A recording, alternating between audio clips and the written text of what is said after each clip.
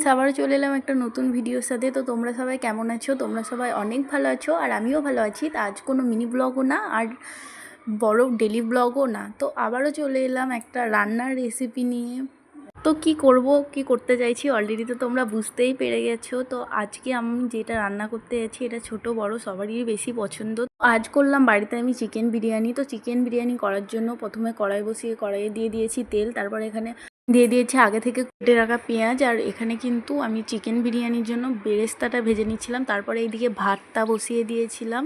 আর এই যে বেরেস্তা ভাজার পরে তার এইদিকে আমি চিকেনটাকে ম্যারিনেট করে নিচ্ছিলাম। তো এর মধ্যে দিয়ে দিয়েছিলাম আদা বাটা, রসুন বাটা, যা যা লাগে আর কি। পরে টক দই অ্যাড করেছিলাম।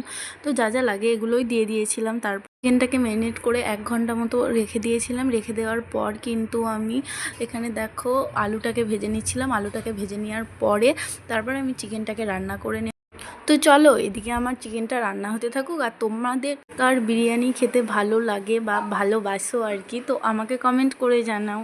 তো দেখো তারপর এদিকে আমার চিকেনটা প্রায় শেষের দিকে। আর চিকেনটা হয়ে যাওয়ার পরে এদিকে কিন্তু আমি দুধের মধ্যে দিয়ে দিচ্ছিলাম মিঠা আতর, কেওড়া জল, যা যা লাগে আর কি, তো সেগুলোই দিয়ে দিচ্ছিলাম। তো এদিকে দেখো আমার বিরিয়ানির ভাতটা রেডি হয়ে গেছে। তো এখন আমি বিরিয়ানিটাকে লেয়ার দেবো আর বিরিয়ানিটাকে একটু দমে বসাবো 10 থেকে 15 মিনিট। আর রেসিপিটা তোমাদের কেমন লাগলো কমেন্ট করবে। আর ভিডিওটা যদি ভালো লেগে থাকে লাইক, শেয়ার ও সাবস্ক্রাইব করে দিও। আমার পাশে থেকো। আমার ফেসবুক পেজ থেকে যারা যারা ভিডিওটা দেখছো পেজটাকে ফলো করে দিও। বাই সবাইকে।